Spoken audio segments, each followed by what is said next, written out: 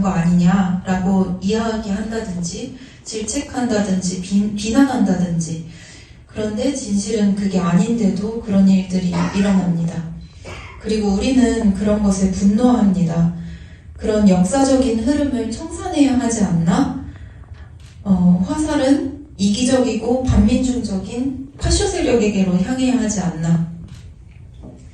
저는 초등학생 때부터 그렇게 배워왔던 것 같아요.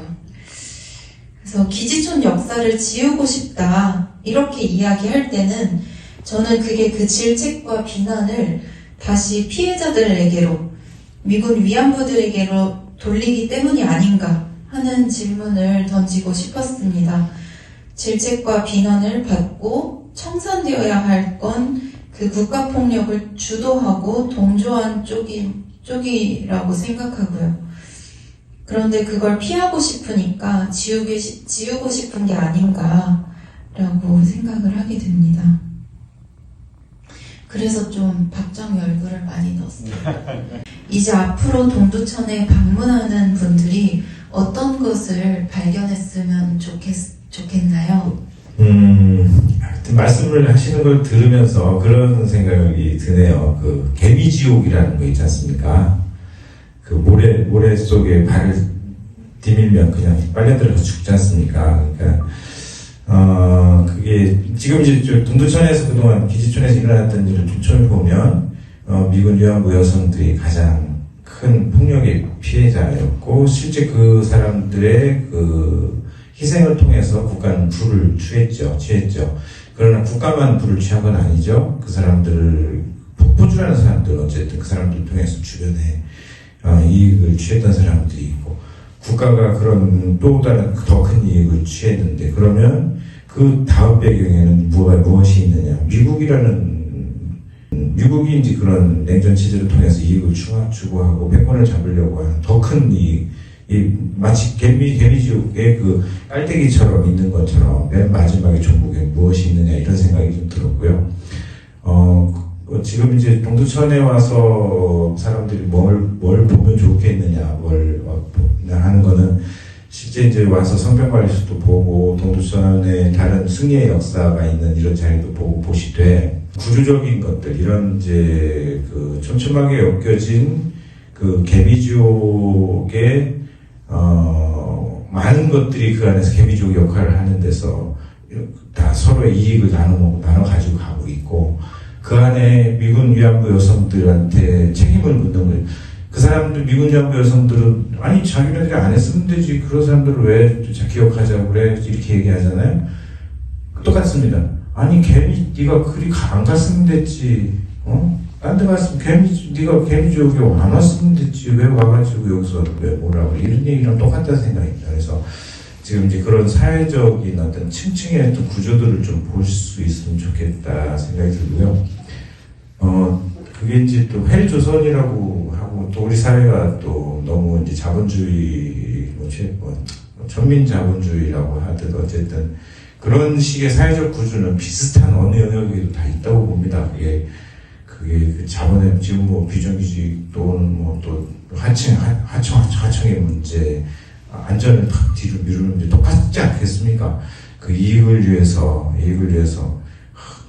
뭐 그런 어떤 개미지옥 같은 틀을 만들어 놓고, 그 힘없고 약하고 어려운 자리에, 그 위험한 자리에 안 가면 됐지, 네가 너 돈 벌어 먹으려고 그리 간 거 아니냐고 얘기를 물어보는 이런 잔인한 사회, 이런 시스템을 봤으면 좋겠고, 또 동두천이 어쨌든 이제 미군하고 관련돼서 전쟁과 관련돼서 그런 촘촘한 시스템 안에서 이제껏 70년 이상은 진행한 동네다라는 걸 이해해 주셨으면 좋겠습니다. 네. 동두천은 미군 기지가 동두천 땅의 42%를 차지하고 있고, 그들에게는 그거는 그냥 차지하고 있는 거고, 또 지도를 펴놓고 어디다가 연필로 선만 그으면 자기네 땅이 될 수 있는 권리를 미국은 갖고 있었습니다. 그래서 뭐 그러지는 않았지만 마음먹고 다 뺏을 수 있는 권리를 이미 가지고 있거든요. 그래서 미군이 나가면이라는 이제 그 이야기는 결국에는 이제 이 땅에서 이제 미군이 물러나면이라고 제가 해석을 하고 이제 말씀을 드리면, 사실 이제 모든 어떤 아픔 또는 뭐 우리가 기억해야 될 같은 아픔들은 대부분 이제 불공평이나 차별에서부터 나오지 않습니까? 근데 이제 미국과 대한민국의 그 차별의 그 폭이 굉장히 큽니다. 그 차이가 다른 데서 잘 안 보여요. 실제로 그 노동자들 진짜 그 어려운 노동자들은 그 현실을 어떻게 사는지 어떻게 지내는지를 보고 봤을 때서야 그 노동자들도 똑같은 노동자가 아니라는 차이를 볼 수 있듯이 그 대한민국 사회 어디를 봐도 동두천 사회를 갑자기 들여다보는 것만큼 이런 한미 관계가 이렇게 차이가 나는구나를 다른 데서 볼 수가 사실 없습니다. 그렇다고 보면 동두천에서 미국이 나간다면 적어도 저는 한국과 미국과의 관계가 조금 더 평등해지고 우리가 조금 더 우리의 주체적인 힘을 가지고 우리의 미래를 상상하고 우리의 미래를 위해서 움직일 수 있는 폭이 영역 넓어지는 사회가 되지 않겠나. 뭐 저 그렇게 생각합니다. 2004년도에 성매매 특별법이 생기면서 저희가 성매매 피해 상담소가 됐습니다. 그래서 국가 지원을 받는데 이거는 매칭 펀드로 그 전국에서 그러니까 여가부에서 50%, 경기도에서 25%, 그리고 나머지 25%가 의정부시에서 저희가 그 후원을 받아서 계속 저희가 활동을 하고 있는데 저희의 주 목적은 기지촌 여성들을 지원하는 거예요, 사실은. 그리고 저희의 정체성과 아이덴티티는 그것이고요. 그리고 그래도 이제 받으니까 성매매 여성들을 위해서도 열심히 지금까지도 계속 지원을 하고 있는데 이제 요는 1월 달에 계속해서 그곳에서 우리 언니들을 지원하면서 그렇게 할 수 있을까요? 좋은 해안이 있으시면 좀 저한테 알려 주십시오. 감사합니다. 저는 이제 연대가 최고의 힘이다. 사실 성병관리소도 지금 철거 위기에 있고 여기 지금 두레방이 있는 건물도 철거 위기에 있습니다. 이미 세상은 이제 그 힘의 논리로 개발 논리로 막 돌아가고 있지요. 근데 이제 거기 이제 뭔가 큰 무거운 하여튼 열차가 오는데 우리가 조그마한 돌멩이 하나가 열차를 막을 수 있겠습니까? 그런데 그렇다고 해서 불가능하다고 딱 생각하는 순간 그거는 무조건 지는 거죠. 비록 돌멩이든 못이라도 있는 걸 다 끌어다가 일단 막아보는 게 일단 우리 할 수 있는 일이고, 그리고 그게 비록 그 열차에 무너져서 깨졌을지언정 어쨌든 그렇게 했던 그것도 자체도 굉장히 큰 역사를 담을 것이다. 저는 그렇게 보고 있고요. 9시 뉴스에 나왔습니다. 나오면서 굉장히 또 자세하게 이야기를 다뤘더라고요. 그리고 또 이제 성병관리소 이야기도 뒤에 짧게 이제 나오고 아마 이제 KBS 뉴스에 이제 어떤 지상파로 이렇게 나왔던 거는 좀 큰 그래도 사안이다 생각이 되고 그걸 이용해서 우리가 할 수 있는 거라면 이제 조금 이제 이렇게 영향력 있는 그 유튜버들 저 잘 모릅니다. 이런 뉴스타파든 또는 이런 데다가 계속 지속적으로 이거를 좀 부각시키라는 요청을 여기 계신 분들도 계속 하고 서로 어떻게든 그렇게 해서 어쨌든 일 키워나가고 많은 사람들이 여론을 끌어내는 게 큰 방법이다 이렇게 생각. 괜찮습니까? 미군 위안부 문제와 미군 위안부 문제에 대해서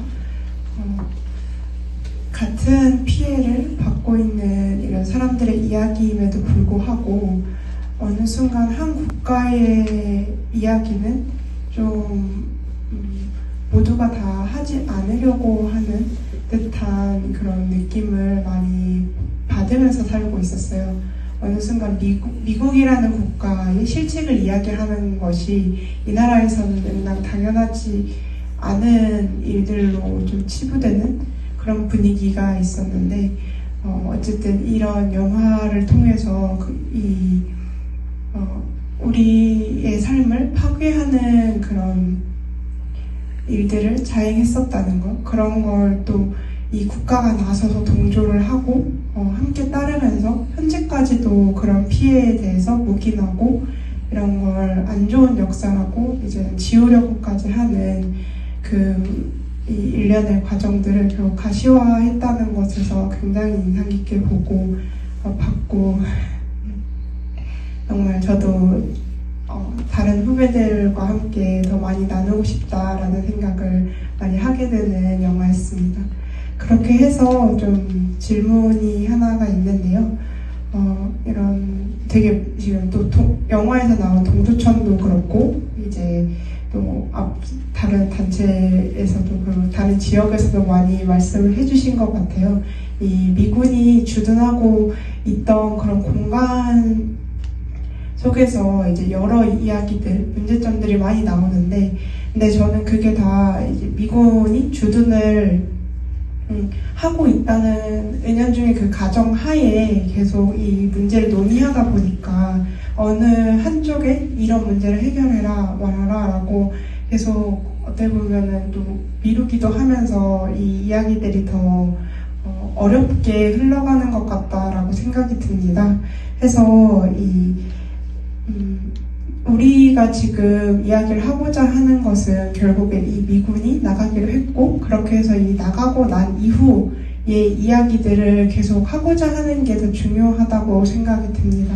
그래서 미군이 나간 뒤에 이 지역사회에서의 민주주의의 실현은 어떻게 가능하겠는지에 대해서 질문을 드리고자 합니다.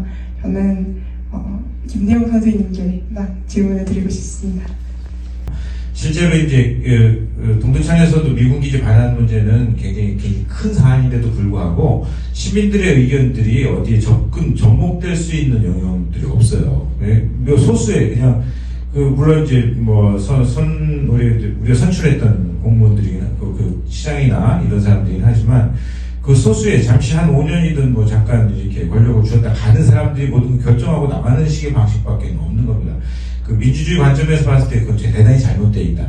그 이제 시장이든 이제 지자체장이든 시민들의 목소리를 듣고 그 목소리 속에서 그 합의점을 찾아내고 그걸 통해서 정책화해서 이렇게 가야 되는 것이 그게 진짜 민주주의죠. 그런데 거꾸로 됐습니다. 한번 선출만 되고 나면 시민들이 뭐라 하든 그냥 자기네들이 일 벌려놓고 그냥 가서 뒷감당은 다음 누가 해라 이런 방식으로 가고 있기 때문에 저희는 이제 큰 지역의 민주주의까지 연결한다고 보면 동두천의 미군 기지가 반환됐을 때 그걸 어떻게 활용할 것인가, 어떻게 쓰일 것인가에 대해서 많은 시민들이 논의하고 수기할 수 있는 장을 시가 나서서 만들고 시의회가 만들고 그래서 그 안에서 합의를 만들어내고 다시 정책화하고 이렇게 하는 과정들을 이제 하는 것 자체가 우리 민주주의를 훨씬 발전시키는 일일 것이다 이렇게 생각합니다.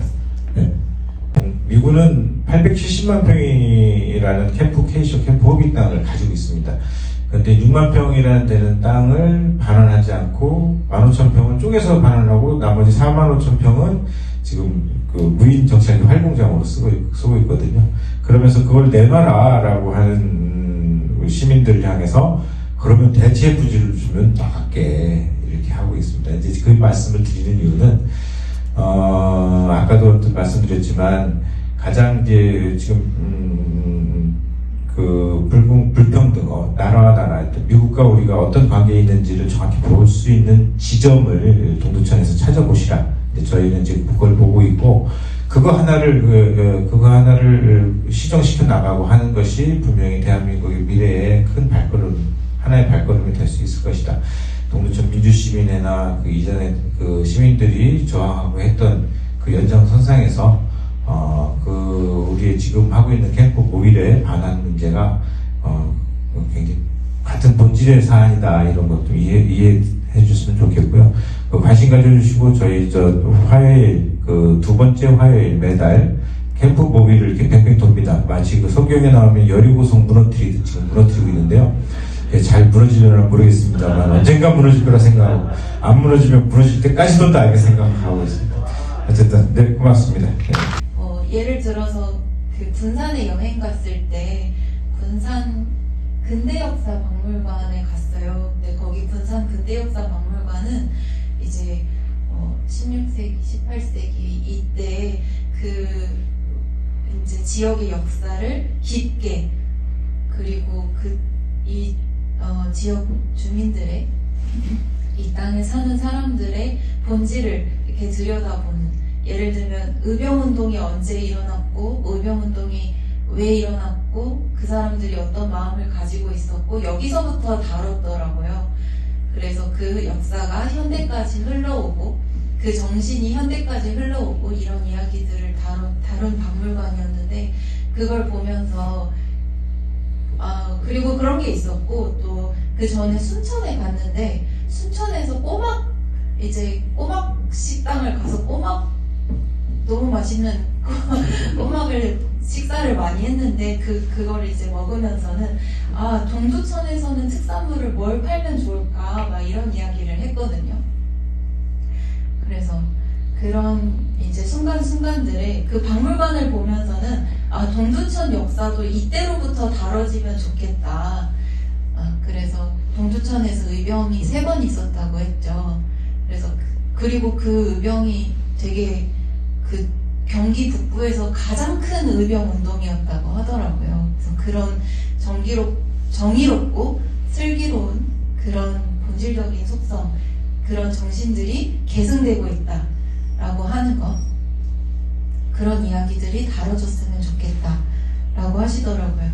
그리고 그 꼬막 식당 나와서는 동두천에서는 부대찌개를 팔까 그랬다가 근데 부대찌개는 그보다는 또 다른 맛있는 음식이 있을 거야. 그런 이야기를 한다던가 그런 모습들을 보면서 정말 이 미래를 많이 고민하고 많이 실천하시는구나 하는 생각을 많이 했던 것 같아요. 이런 다큐멘터리가 1년에 여러 번 생산이 돼요. 올해 작년 2023년만 최 작가님이 하신 것까지 포함하면 4개가 있습니다. 놀랍게 다 출연했습니다.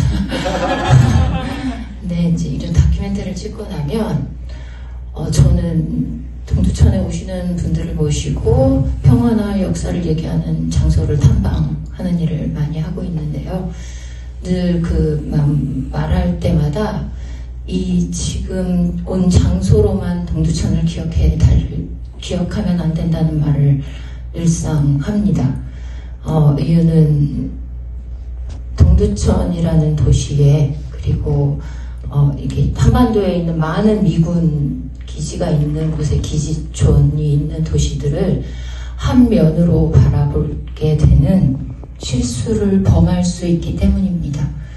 저는 성평관리소를 보존하는 운동도 함께 같이 하고 있지만 성평관리소를 아프고 무서운 역사로 기억을 하게 되면 그곳이 평화로 전환이 되거나 그리고 새롭게 시민들에게 좋은 장소로 만들어지는데 저는 어느 정도의 걸림돌이 될 거라고 생각합니다.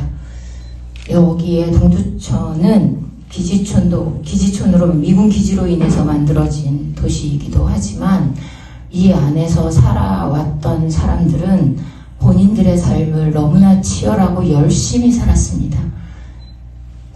단 한쪽 면만으로 바라보지 않도록. 그러니까 제가 평화 탐방을 하는 이유는 동두천에 소요산밖에 없는 줄 아는 많은 사람들에게 그렇지 않다라는 것을 알리기 위해서 이곳이 품고 있는 역사가 한반도 역사와 같다는 걸 말하기 위해서 탐방을 하지만 그 탐방으로 인해서 이런 지역이 이것만 있다라고 기억해 주시지 않았으면 좋겠습니다. 정말 가고 싶은 좋은 것들도 많고 알아야 할 것도 있고 열심히 살았던 사람들이 굉장히 많이 있었다라는 걸로 기억해 주셨으면 좋겠습니다. 다큐멘터리에는 안 나오지만 그 당시에 60년대, 70년대에 미군 기지촌들이 생산해내는 달러가 우리나라 전체 GDP의 25%에 달했습니다.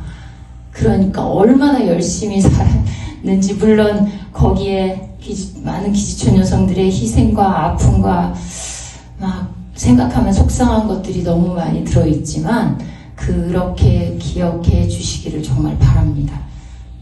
그래서 이 영화를 만들었다고도 생각을 하고요. 네, 이 얘기는 정말 하고 싶었습니다. 네.